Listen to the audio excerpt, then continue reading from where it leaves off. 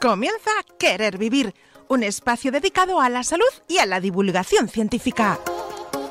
Dirigido por Javier Mauri, abordaremos temas que afectan a tu bienestar físico, psicológico y social.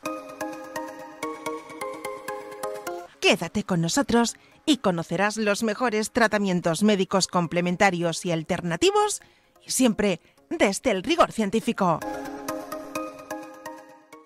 Saludos y bienvenidos a una nueva entrega de Querer Vivir, programa que se emite en Radio Mairena desde la 107.4 de la FM, emisora municipal de Mairena del Alcor, y también saludamos a nuestros seguidores en nuestro canal de YouTube. Vamos a pasar a las presentaciones. Luis Ariza, ¿qué tal, compañero? Bienvenido. Muy buenos días, compañeros. Encantado de estar de nuevo con vosotros. Y nada, deseando que empiece ya el programa. Luis Agudo, también de Sevilla. ¿Qué tal, compañera? Bienvenida. Buenos días a todos. Gracias, Javier. Un tema interesantísimo hoy que van a escuchar los oyentes en breve. Promete serlo, promete serlo. También desde Sevilla, nuestro compañero Julián Ruiz. ¿Qué tal, Julián? Bienvenido y saludos.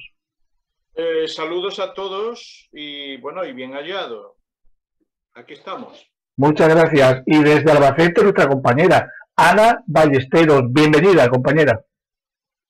Hola, buenos días y encantado de estar de nuevo, encantada de estar con vosotros esta tarde, con todos, compañeros. Tengo siempre un placer de estar con todos vosotros y sobre todo agradecer a nuestros oyentes también que nos dediquen un ratito de su vida, un ratito de su tiempo, porque al fin y al cabo el tiempo es vida. Y con este tema que creo que se van a sentir bastante identificados muchas personas. Buenas tardes y gracias, compañeros. Pues sí, vamos a hablar de la fobia, de las fobias. Julián, ¿cómo podemos definir lo que es una fobia? Bueno, la palabra fobia viene de phobos. Phobos significa en lenguaje, no sé ahora mismo si es latino o griego, creo que es griego, me parece. Es griego. Phobos significa miedo, tener miedo a determinadas cosas. Pues bueno, las fobias son bastante comunes y más normales de lo que la gente cree. El miedo, por ejemplo, a las cosas más insólitas, y de hecho los psicólogos tienen una especie de catálogo de miedos posibles que, bueno, que algunos de ellos pueden sorprender. Hay personas que le pueden tener miedo a las nubes, por ejemplo, o le pueden tener miedo a otros objetos que son mucho más lógicos, como puede ser una rata, o como pueden ser las inyecciones cuando a uno le pinchan, que era una fobia que yo he tenido desde pequeño, por cierto. Y bueno, las fobias en general, pues bueno, son bastante comunes y el grado de gravedad de este tipo de padecimiento depende también un poco de una serie de circunstancias, de si realmente esa fobia pues te puede anular o no te pueda anular la vida en un momento determinado. Imaginemos una fobia o un miedo a volar, que lo tienen muchas personas, y que este miedo a volar, pues bueno, lo tuviera una persona que trabaja en el campo. No habría ninguna dificultad con esa fobia. Pero ¿y si lo tiene una azafata? Entonces ahí nos encontramos con que ese miedo, esa fobia es tan limitante que, bueno, que muchas veces nos impide vivir y llevar una vida normalizada. Yo creo que las fobias también pertenecen al mismo campo que las obsesiones. Son bastante comunes, son, digamos, dentro de los problemas psicológicos más corrientes que tienen las personas, pues están en ese grupo, ¿no?, de dolencias psicológicas comunes. Muy bien, Julián, muchísimas gracias. Luisa, ¿qué te preocupa a ti del tema de la fobia? Porque yo sé que este tema a ti te interesaba mucho. ¿Qué es lo que te preocupa de la fobia o qué es lo que quieres saber? Mira, yo quiero saberlo todo. Me preocupa el sufrimiento de la persona que sufre una fobia. Yo, por ejemplo, sufro una fobia a todo lo que se arrastra. Es curioso porque los reptiles no. Yo estaba al lado de una iguana, que es lo más feo del mundo, y como tiene patitas no me ha importado. Pero un gusanito es que me pongo histérica. Entonces, ese miedo que yo tengo, que bueno, claro, tampoco hay serpientes por aquí, ¿no? Ese miedo que tiene la gente a cualquier otra cosa le hace sufrir una barbaridad. Porque es que a mí me entra taquicardia, me entra sudoración. Yo creo que eso le pasa a todo el mundo que tiene una fobia, ¿no? Y estamos hablando de una fobia, por ejemplo, la mía. Yo me acuerdo cuando era pequeña que yo la parte de los reptiles y eso no la estudiaba. cuando estudiábamos ciencias y pasaba y me suspendían, pero yo no podía. Yo no sé a qué viene, porque yo no he tenido ningún trauma. Entonces, yo eso lo he sufrido y me da horror las personas que tienen fobias más normales, como es el miedo a un ascensor. Eso es horrible, horrible. O lo que dice Javier, yo lo he vivido en mi trabajo. Nosotros teníamos un simulador en Madrid donde iban aquellas personas, aquellos empresarios que tenían que volar muchísimo y no podían volar. Y se les trataba psicológicamente y en un simulador de vuelo, de cómo despegaba, cómo aterrizaba, porque eso valía un pastón, ¿eh? En apuntarse a cursos de perder el miedo a volar, pero la gente iba. Entonces, mi pregunta a todos vosotros que sois psicólogos, ¿cómo se trata una fobia? Porque a mí me encantaría que me tratarais. Esa es mi pregunta. Cualquiera puede contestar, compañeros. Ana, Luis, Julián.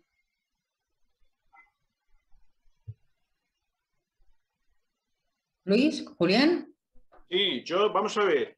Las fobias tienen, según la tendencia psicológica que elijamos, tienen distintos procedimientos de tratamiento. Por ejemplo, para el psicoanálisis, realmente una fobia lo que hace es como una especie de cuento que uno se cuenta a sí mismo para ocultar un problema que está reprimido, y es como una pantalla que te impide ver una dificultad que tú has tenido en la infancia. Normalmente se deben a situaciones traumáticas de la infancia, ¿eh? Para, por ejemplo, pues las teorías cognitivas, las fobias se curan con desensibilización, es decir, poquito a poco te van habituando a acercarte a aquellos que temes, te enfrentas a ellos y te van dando una serie de pautas para poder permitir que eso que te da miedo, poquito a poco tú lo vayas viendo, te vayas acercando y te quites ese miedo. Otras teorías actuales, por ejemplo, yo las últimas que he visto, una muy curiosa, que es una terapia de aceptación y compromiso que se llama, realmente lo que te dicen es que realmente lo que te produce miedo es no querer ver eso que te produce miedo, el querer luchar contra ello. Al luchar contra ello, lo que estás haciendo es un poquito acercar más al monstruo. Es decir, lo que tienes que hacer es vivir tomándote un café con ese monstruo que tienes al lado y darte cuenta que ese monstruo no es peligroso. Eso, grosso modo, es lo que por no enredarnos mucho, porque somos muchos y tenemos que hablar todos. Luis, ibas a comentar, pero tenías el micro mutado. Muy bien, la consonancia con lo que ha comentado Julián. Es decir, hay varios tipos de tratamientos. El más común es el de la desensibilización sistemática, que es un tratamiento conductual, cognitivo-conductual, mejor dicho, donde lo que se hace es, a través de aproximaciones sucesivas, ir acercando el estímulo fóbico a la persona, de manera de que poco a poco vaya integrando ese estímulo en su interior sin esa sensación fóbica que va paralela, ¿no? Esto evidentemente se hace en una serie de etapas muy sucesivas, donde bueno, pues la aproximación al sujeto, al principio el estímulo fóbico se pone lejos, o bien cognitivamente o bien conductualmente, dependiendo a qué se tenga miedo, y vamos a ir avanzando poco a poco y generando aproximaciones sucesivas hacia ese estímulo, ¿no? También el tema de, bueno, a nivel cognitivo se trabaja mucho la visualización, es decir, nosotros relajamos al paciente, ¿vale? O sea, normalmente, evidentemente, cuando una persona padece una fobia, pues tiene una serie de síntomas, ¿no? Cuando está delante del estímulo fóbico. No solamente cuando está delante del estímulo fóbico, sino cuando se va a acercar o sabe que se va a exponer a ese estímulo fóbico, ¿no? Imagínate que tú tienes miedo a volar y que, bueno, pues tienes que volar, no tienes más remedio y quedan 3 días para el vuelo. Bueno, pues tú ahí ya estás teniendo una serie de sensaciones, estás teniendo una serie de síntomas que se van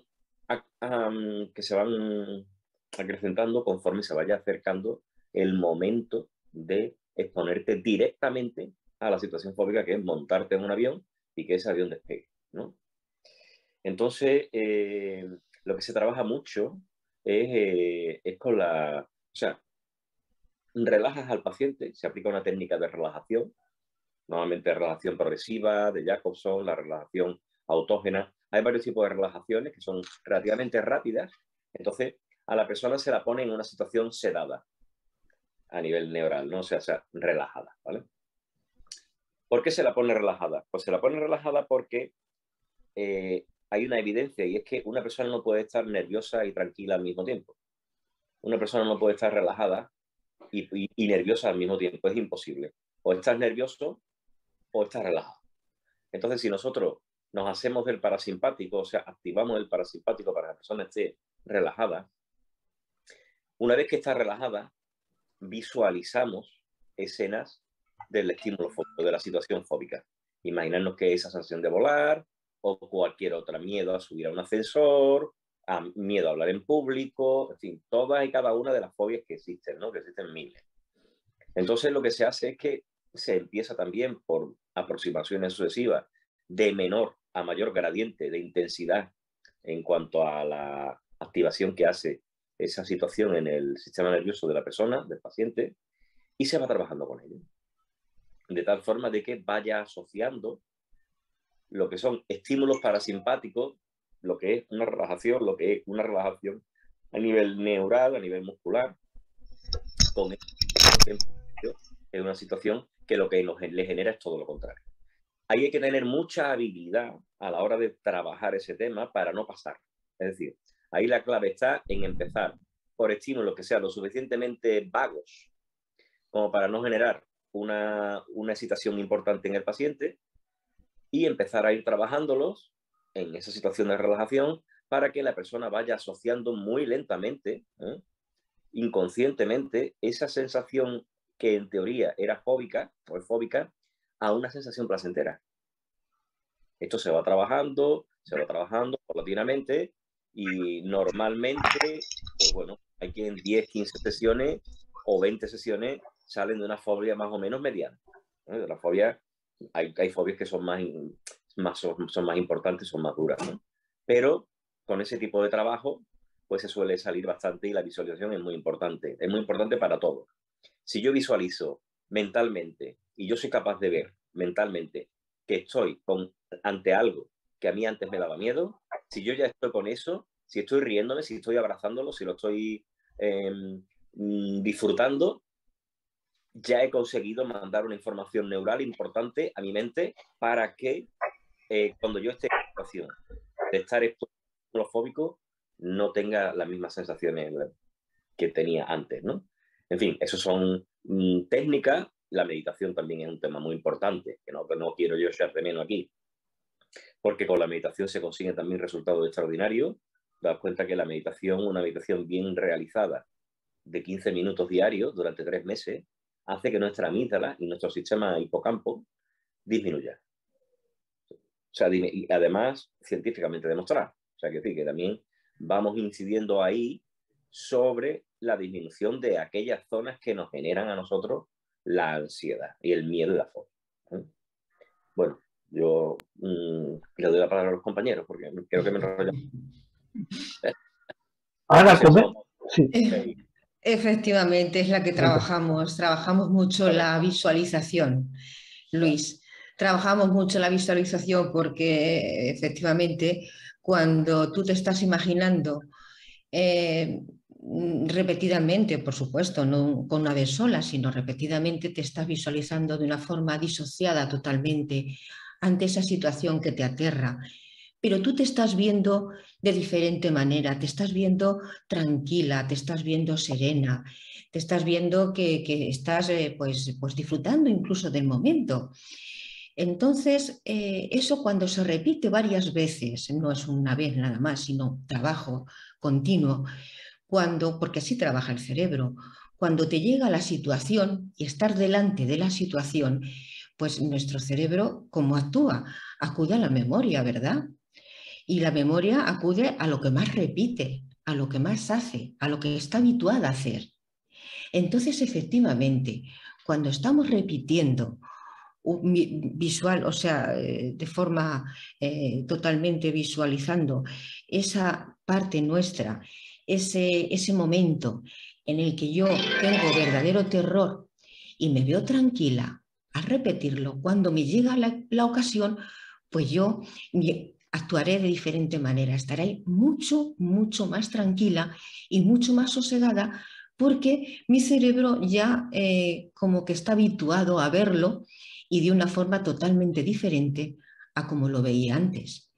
Por eso es muy efectiva la visualización.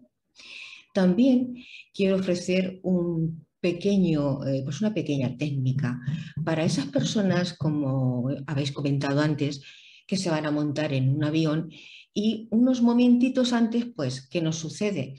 Que entramos pues en pánico, se nos acelera el ritmo de la respiración, se nos acelera el ritmo cardíaco, nos sube la tensión, se nos desequilibran también los ácidos base de la sangre.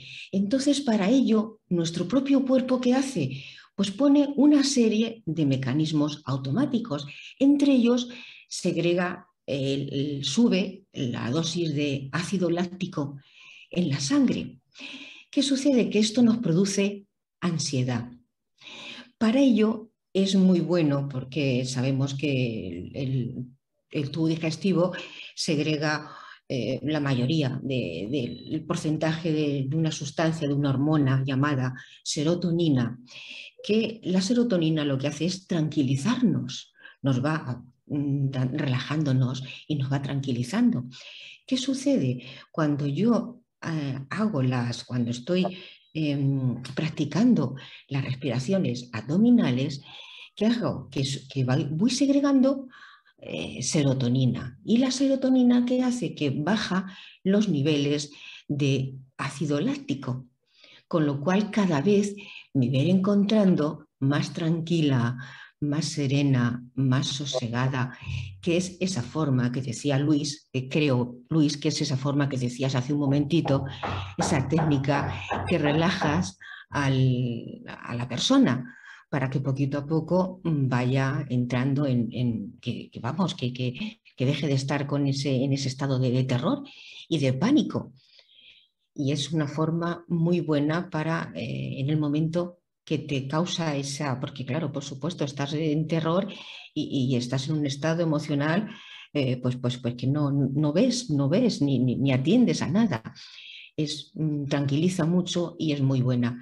Y entonces, habéis comentado también la visualización, no solamente en el momento, la visualización hay que empezarla a trabajar para que cuando llegue el momento, como hemos comentado hace un ratito, tu cerebro ya esté familiarizado con esa situación y la va a afrontar de diferente manera. Evidentemente es arduo, no es algo sencillo de un día para otro, es algo que hay que ir trabajando poquito a poco. Y sobre todo con olores, hacer anclajes, es muy bueno, la PNL, bueno, la pseudociencia como le llaman, que en realidad deriva de la psicología. Sí, de la PNL es psicología. A ver, si los principios básicos de la PNL son psicológicos, pero bueno, también nos ayuda pues a afrontar estas fobias de una manera también muy buena, con esos anclajes que se hacen, con esos olores, ese sentir, esos colores, todo eso vas haciendo anclajes y van desapareciendo también las fobias, poquito a poco, por supuesto, con trabajo y con paciencia. Sí, adelante, Julián. Las fobias, realmente, digamos que es desagradable para la persona que lo padece, es que a veces el paciente sabe perfectamente que esos síntomas que tiene, que esos pensamientos que puede tener o que le llegan, son absolutamente ridículos. Y a pesar de eso, no puede dejar de sentirse, digamos, mal. Entonces, pues bueno, quizás los casos más históricos, más conocidos, son los que Freud, en los primeros años de su trabajo, su tarea psicoanalítica, pues desarrolló en determinados pacientes a través de la cura parlante, a través del psicoanálisis. Por ejemplo, recuerdo ahora uno muy curioso de un hombre, que el hombre de las ratas, ¿no? Que era un soldado que, bueno, que tenía una especie de fijación y miedo terrible a las ratas porque había descubierto que, bueno, que ese animal se utilizaba en un tipo de tortura en China, ¿eh? Y entonces ese animal, pues bueno, a los prisioneros que los chinos en la guerra cogían, utilizaban el animal para torturar al prisionero pertinente. Bueno, pues el hombre de las ratas fue uno de los pacientes que tuvo Freud y realmente lo cuenta muy detalladamente en qué consiste toda esa fobia, pero en el fondo realmente lo que hay en el problema fóbico no es tanto el miedo a esa cosa que se nombra, que se dice como puede ser una rata, un objeto de la fobia, sino o el miedo a profundizar más en el conflicto que uno tiene, que está larvado, está tapado, está en el inconsciente. Y por tanto, hasta que la persona no se dé cuenta de que hay un conflicto ahí debajo, que hay que sacarlo fuera y que hay que un poco, pues bueno, quitarle ese contenido emocional que tiene, ese contenido emocional que curiosamente se ha trasladado a un problema absurdo, como es el miedo a volar, el miedo al avión, el miedo en un momento determinado, pues yo que sé, que te pinchen con una aguja. En fin, y también hay fobias que realmente son tremendamente limitantes y absurdas, ¿no? Por ejemplo, hay gente que le tiene miedo a los cuchillos porque cree que en un momento determinado puede coger un cuchillo y darle a alguien, ¿no? Entonces, todas estas fobias realmente lo que ocultan ahí, es verdad, yo creo que quizá el psicoanálisis es, dentro de las teorías psicoanalíticas, quien más ha profundizado en este campo. Realmente lo que hay detrás es un conflicto que hay que conocer, que está ahí en la infancia, pero claro, también es verdad que tú dices, bueno, pero yo no puedo estar toda mi vida psicoanalizándome, ni puedo estar. Por eso hay terapias rápidas que también son eficaces. Las últimas terapias que se están desarrollando son bastante eficaces contra la fobia. Las fobias tienen solución en su mayor parte. Esto es una cosa que lo dicen todos los tratados y todos los teóricos. Y bueno, pues la persona que padezca una fobia que sepa que no tiene que sentir vergüenza de ninguna índole social, que tiene que tener la ayuda de alguien porque se puede aliviar mucho y porque realmente se puede curar una fobia, ¿no? Sí, algún día deberemos de hacer un programa también sobre la programación neurolingüística, la PNL, porque la verdad que es tremendamente interesante. Sí, es que en función del enfoque psicológico que estemos abordando para el tema de la fobia, pues tienes diferentes ofertas terapéuticas, psicoterapéuticas. El conductismo, por ejemplo, pues te dice que lo que se produce es un fenómeno de condicionamiento, ¿no? Pero bueno, os quisiera preguntar, detrás de la fobia hay una falta de control, evidentemente, hay unas conductas de evitación que quedan condicionadas, que es lo que determina mucho esa invalidez que provoca la fobia, pero has mencionado a Freud, es uno de mis autores favoritos, pero ¿qué hay de cultural? Porque Freud reflejaba una serie de fobias que se daban mucho en esa cultura victoriana. Unas fobias, curiosamente, se siguen manteniendo, independientemente del contexto histórico, pero ¿qué hay de cultural en este trastorno, en las fobias? Hombre, yo creo que evidentemente como en todo, el trasfondo cultural tiene su peso. Vamos aquí yo matizaría dos cosas. Yo matizaría las fobias primigenias, de alguna manera, ante miedos primigenios, que son miedos ancestrales, y que quedan anclados, por ejemplo, nosotros, y que además son totalmente inconscientes. Nosotros tenemos una serie de miedos ancestrales, como son, por ejemplo, miedo a los reptiles, como son, por ejemplo, el miedo a los reptiles y había los insectos. ¿Por qué? Porque eran nuestros enemigos naturales. Es decir, eran aquellos animales que podían trepar, llegar a la cepa de los árboles, que es donde vivíamos en nuestros inicios, ¿no? Entonces, quedaron ahí una serie de miedos ancestrales, porque ¿quién no tiene miedo a una avispa? ¿Quién no tiene miedo a una serpiente? ¿Quién no tiene miedo? ¿Por qué? Porque son miedos ancestrales que quedaron grabados ahí. Y en la filogenia ya los llevamos. O sea que nacemos con determinado tipo de miedos. Eso para empezar, con respecto a decir, ¿tiene un componente cultural? Pues sí, yo creo que lo tiene, evidentemente, pero también tenemos que tener en cuenta que hay miedos que no tienen un componente cultural, sino que filogenéticamente vienen ya grabados. Otra cosa, haga una maduración adecuada y una evolución adecuada sobre ese tipo de estímulos en su vida y no le generen una aversión que le comprometa en su vida, y otras veces que no sea así, ¿no? Y dicho esto, evidentemente, lo que es la sociedad en sí, lo que es la cultura, lo que son las creencias, pues las creencias generan miedos. Hay muchísimas creencias que son hiperlimitantes.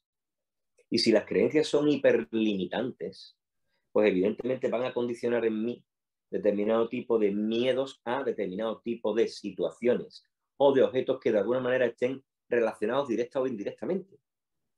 Porque a lo largo de mi evolución como persona haya tenido experiencias que se hayan conectado neuralmente, que hayan generado ya una aversión, aunque sea mínima, pero una aversión. Ya tenemos un caldo de cultivo aquí, ¿no?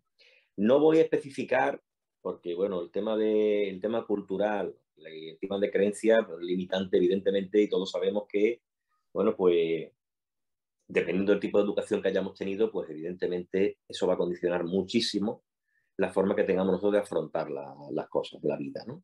Es decir, si a mí me condicionan, si yo desde un principio a mí me educan pensando de que yo soy una persona inútil, de que yo soy una persona que no tengo capacidades, de que yo soy una persona que no sé valerme por mí mismo, ¿eh? Si me condicionan así, yo estoy muy predispuesto a captar miedos, ¿eh? Porque es que, bueno, me han condicionado así. Es que me han condicionado así, ¿eh? Entonces, lamentablemente eso es así, está ahí y no podemos evitar, ¿no? Lo que sí yo lanzo a favor de la fobia, en el sentido de que siendo muy limitantes para algunas personas, y yo he tenido la circunstancia de poder vivir bastantes, ¿no? Siendo muy consciente de esto, también soy muy consciente de el gran avance que se puede conseguir si no la eliminación total, sí una reducción significativa de los síntomas y de los miedos a estos objetos o situaciones. Son muy trabajables, tanto el hablar en público, tanto el miedo a los espacios cerrados, miedo a los espacios abiertos, en fin, todas y cada una, y si son miedos específicos, más todavía, ¿no? Miedo a las arañas, miedo a los insectos, miedo a determinado tipo de animales, a los perros, en fin, a toda una gama tan enorme que yo creo que ya se nos pierden los términos y las etiquetas para tantas fobias, ¿no? Es decir, bueno, que sí que hay buen pronóstico. Hay buen pronóstico a nivel psicológico para todo este tipo de fobias, ¿no? Y que lo social influye, claro que influye, por supuesto que influye. Lo social nos influye a todos, desde que nacemos. Las creencias que grabamos, decía Freud no, decía Albert Einstein, que era más fácil construir una bomba atómica que eliminar una creencia. O sea que, bueno, verás, las creencias ya sabemos todo, que cuando tenemos creencias y no están identificadas, es muy difícil eliminar una creencia. Y va a estar condicionando nuestra vida. Va a estar condicionando nuestra vida, porque si no somos conscientes de ella, y es incluso siendo consciente, y cuesta muchísimo trabajo de irla descondicionando, ¿no? Muy bien, muy bien. Muy bien, yo le voy a preguntar ahora, me voy a soltar un poco el orden porque Luisa tiene que marcharse, luego seguiremos con Ana. Luisa, en tus años por esos cielos y esas tierras y esos cielos, porque eras azafata, ¿te has encontrado alguna vez con alguna de estas fobias, miedo a volar, por ejemplo, de un pasajero para el avión que yo me bajo aquí? ¿Un tipo de fobia tremenda e incontrolable? Más de una, más de dos y más de 10 veces. Javier, eso de que no se puede parar un avión, tú lo sabes. De parar el avión, que no puedo, que me bajo. Un señor, lo que he comentado antes, un empresario con su chaqueta, su corbata, su attaché, que no puedo, con la sudoración tremenda. y se ha tenido que parar el avión, que eso es, no sabes lo que es parar un avión cuando va a despegar, eso es tremendo, porque se pierde el slot, bueno, hay que pedir permiso para tener un nuevo slot, eso cuesta muchísimo dinero, otra vez despegar, y se han bajado. Otros que antes de embarcar, pues le ha dado un síncope. Yo tenía un amigo mío que viajaba mucho y ese, cuando yo ya estaba en tierra, yo le acompañaba, yo cambiaba los turnos para acompañarlo y sentarlo, y se tomaba ansiolíticos y un par de whisky, porque si no, no volaba. Si no, no volaba. O sea, que eso es muy común. Es muy común. No se volaba contento, ¿no? Contento no, pasa que se drogaba. Imagino que sería pasajero, ¿no? Que iba de pasajero. Hombre, si el base es un comandante, ya eso es un problemón que tenemos, ¿eh? Porque eso el piloto automático no sirve para eso. No hagas que me preocupe. Hay que cambiar de profesión. Pues yo no sé llevar un avión, ¿sabes? Así que... Bueno, nuestros pilotos de las líneas comerciales, nuestros comandantes son de los mejor preparados del mundo en aviación civil, en aviación comercial. Lo he comentado a modo de chascarrillo para aliviar un poco tensión. Ana. Pero sí, es curioso, sí, y perdón, que para terminar esto, Javier, porque hablabas tú de los pilotos, si tienen fobia, gracias a Dios no la tienen, pero por ejemplo, ¿cómo se llamaba? Gustave Eiffel, ¿no? El que hizo la Torre Eiffel. Sí. Ese tenía miedo a las alturas. A las alturas, fíjate. El arquitecto, y entonces no subió jamás a su torre, la hizo y no la pisó. Y no la estrenó. No la estrenó. No la estrenó. Y Disney tenía una fobia tremenda a los ratones, o sea, a su principal personaje, Mickey, ¿no? O sea, que son cosas un poquito incongruentes, ¿no? El tío que crea un personaje magnífico como el ratón Mickey y odiaba, tenía fobia a los ratones. Es curiosísimo. Nos podía pasar con los pilotos, pero gracias a Dios no nos pasa. No nos pasa, menos mal. Ana, en el mundo de la empresa, aunque lo tocáis de forma distinta, no en tema terapéutico, pero ¿os habéis encontrado con alguna de estas fobias de algún trabajador o de algún directivo, de estas fobias resistentes y muy incapacitantes? Pues no, incapacitante del todo no, pero sí alguna fobia de personas que están desempeñando algún trabajo y le tienen fobia, vamos, no al trabajo que están desempeñando, pero sí a lo mejor la máquina que utilizan o algo, sí le tienen más que respeto, fobia, sí. Sí se nos ha dado algún caso, no casos graves de personas que no pueden, no, porque si no, evidentemente elegirías otro trabajo en el mundo de la empresa. Pero sí se nos ha dado a personas que hemos tenido que trabajar fobias. Y sobre todo fobias, muchas veces, pues de estas fobias que dices, como fobia a otra persona. Y también, más en el mundo de la empresa, más es esas fobias. Fobia a una persona determinada. No, es que me da, hasta cuando lo miro me da urticaria, esas fobias. Bueno, una fobia especial, ¿no? Sí, se han tenido que trabajar, sí, también. Ana, desde tu criterio, te hago la misma pregunta que respondió Luis. ¿Qué hay de cultural? Yo es que siempre hago la diferencia entre social y cultural. ¿Qué hay de cultural o de social, como tú lo quieras ver, en el tema de la fobia? ¿Tiene algo que ver? ¿Tiene mucho que ver? ¿Cada cultura o cada sociedad tiene sus fobias? ¿O son cosas que se van repitiendo, como ha dicho Luis, en algunos tipos de fobias que son arquetípicas? Pues pienso que sí, realmente lo que ha dicho Luis, estoy totalmente de acuerdo, porque hay fobias que tenemos en nuestra cultura, ¿no? Y sin embargo, pues en otras culturas no estarían, porque, por ejemplo, el miedo a las arañas, en un sitio donde se las comen incluso, pues ¿qué fobia le vas a tener a una araña si te sirve de alimento? No le puedes tener miedo. O sea que en parte pienso que lleva razón, que es también de la sociedad, porque evidentemente la fobia es aversión y la aversión la provoca el miedo. Y el miedo sabemos que es una emoción. Es una emoción y el miedo lo sentimos todos. Esa emoción es a nivel general.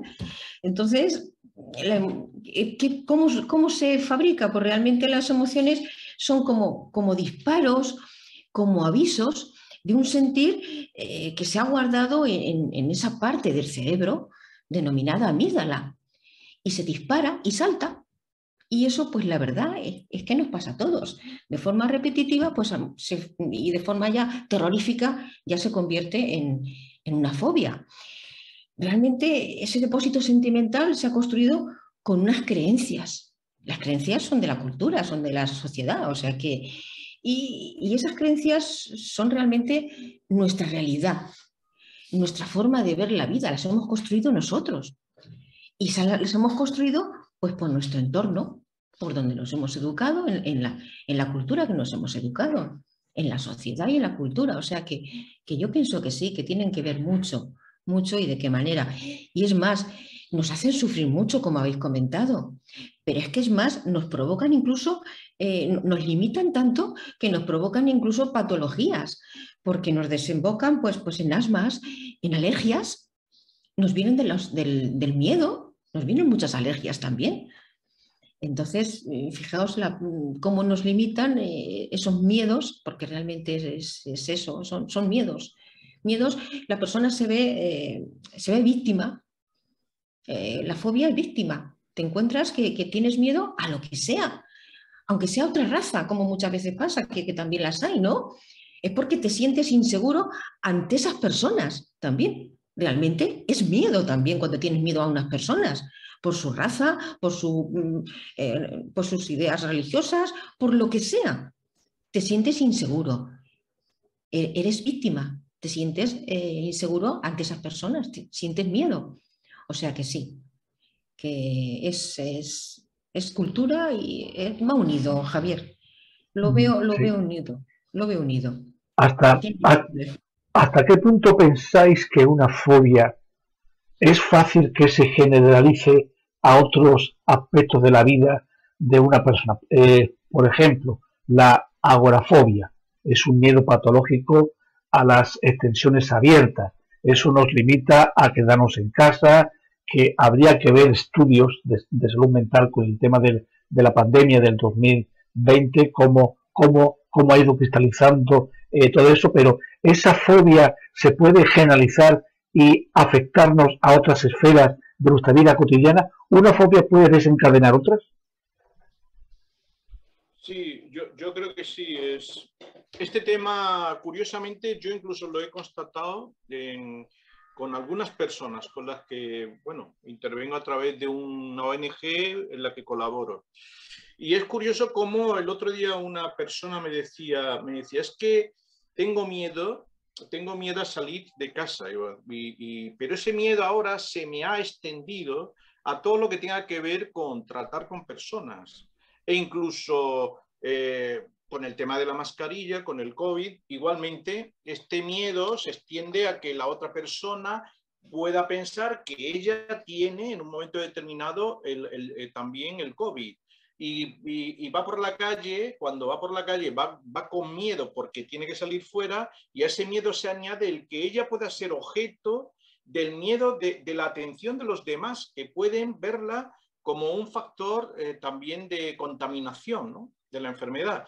Entonces, es curioso porque el miedo se va extendiendo. Entonces, una fobia puede empezar con una tontería y después se pueden conseguir láteres, fobias a muchas cosas que están relacionadas. Yo creo que es porque hay una especie de asociación, ¿no?, de ese miedo, que es un miedo aprendido que se va extendiendo a todo lo que tenga que ver con ese miedo primigenio, con ese objeto primigenio y a todo lo que está relacionado con él, ¿no? Eso en psicoanálisis y en el conductismo más, quizás es donde más se ve, ¿no? De cómo poquito a poco, cuando tú te desensibilizas de un miedo a una cosa, poco a poco otros miedos colaterales van desapareciendo, ¿no? Según los estudios que se van haciendo, ¿no? Sobre el tema de fobias, ¿no? Lo que estás comentando es, entonces depende mucho del temperamento de la persona, ¿no? O sea, las personas que sufren neurosis o una inhibición del comportamiento de algún modo, a lo mejor tienen más tendencia, ¿no? A una fobia con lo que tú estás diciendo, ¿no? Ha pasado lo del COVID, ahora ya no salgo, ¿no? El miedo es aprendido, el miedo es digamos que, bueno, ¿cuándo empieza una fobia? Pues un aprendizaje. Una fobia es un aprendizaje. Aprendemos a tener miedo a algo. Ahora, si tú tienes una personalidad donde hay, digamos, no hay un yo fuerte, no hay ese yo débil, hay un niño, digamos, que no está atendido o que está herido por diversas circunstancias, lógicamente ahí es más fácil que aniden fobias, miedos, etcétera, etcétera. Y entonces, pues sí, yo creo que tiene que ver también mucho con la personalidad, claro. No sé qué opináis vosotros. Javier y Luis son las personas que más entienden de esto. Luis, coméntanos. No, tienes el micrófono mutado, Luis. Ah, ¿verdad? No se le oye. Ahora. Perdón, porque estoy tosiendo un poco y cuando estoy parado lo quito para no interrumpir. Que sí que estoy totalmente con la opinión de Julián. Verás, todas las fobias, todos los miedos son generalizables, son extensibles. Lo mismo, y en el mismo sentido, que cuando nosotros somos capaces de desensibilizar determinado tipo de miedo, generalizamos también desensibilización a otros campos, y que evidentemente también tiene mucho que ver con la personalidad. Había tocado un tema muy interesante, que es el tema del niño, que bueno, pues evidentemente se toca muchísimo tanto en el psicoanálisis como en la transpersonal, ¿no? En lo que es el padre, el adulto y el niño, en la Gestalt, la escuela de la Gestalt, ¿no? Y evidentemente si tenemos un niño herido tiene todas las papeletas para, bueno, pues asumir mucha culpabilidad, mucho miedo y tener en definitiva muchas papeletas para tener miedo, ¿no? Eso no quiere decir que todas las personas que tengan un ego, un niño pues sensible, vayan a desencaminar en fobia, ¿no? En fobias graves. Pero sí que de alguna manera hay cierta predisposición, claro, es normal, ¿no? Si yo he vivido toda mi vida castigado, pues evidentemente, incluso teniendo una personalidad fuerte, ¿verdad? Teniendo un ego relativamente fuerte, una persona que haya sido castigada sistemáticamente, que haya vivido en un orfanato, por ejemplo, como han sido casos que se han visto, ¿no? Y que se han tratado, ¿no? Pues llega un momento en que, digamos que su yo se debilita de tal forma de que entra en una situación de inhibición y, bueno, pues evidentemente es caldo de cultivo de muchos miedos. Miedos inducidos, miedos aprendidos, por las relaciones, por las amistades, por las entidades que tú entiendes como superiores, como pueden ser los padres, como pueden ser los profesores. Evidentemente, pues eso influye muchísimo. Todo influye, es que todo nos influye. Si nos influye, bueno, pues los eclipses lunares, ¿no? Si nos influye absolutamente todo. En estas semanas que estamos pasando, un eclipse completo lunar, pues se están dando muchas series de fenómenos en las personas que no somos conscientes y sin embargo pues están teniendo su peso específico, ¿eh? Entonces, si todo nos influye, evidentemente la relación en la que nosotros nos desempeñamos y nos vivimos desde pequeños, pues claro que nos influye en ser más o menos miedosos, claro que sí, muchísimo. Se me han inculcado miedos de chicos. Ten cuidado con esto, ten cuidado con lo otro, no hagas esto, no hagas lo otro. Esto, pues se me han condicionado así, evidentemente yo he sido un tío bien miedoso, tío. O un obsesivo compulsivo. Es normal. Así que, verá, me han dado muchas papeletas para tener un top, ¿no? En definitiva, que claro que condiciona, sí, lamentablemente, y mucho, sí, mucho. Muy bien, queridos compañeros, pues se nos está acabando el tiempo. Muchísimas gracias por estar aquí, por esta clase, esta masterclass, como se dice ahora, sobre los aspectos que angustian a muchísima gente, como son las fobias. Muchas gracias, compañeros. Luis, que te mejores y Cuídate, Luis. eso, Muchas gracias. cuidad muchísimo y hasta que paséis un buen fin de semana y hasta la próxima entrega de Querer Vivir. Muchas gracias. Muy bien. Buenas tardes. Gracias, compañeros. Un placer. Adiós, compañeros. Hasta luego. Hasta luego.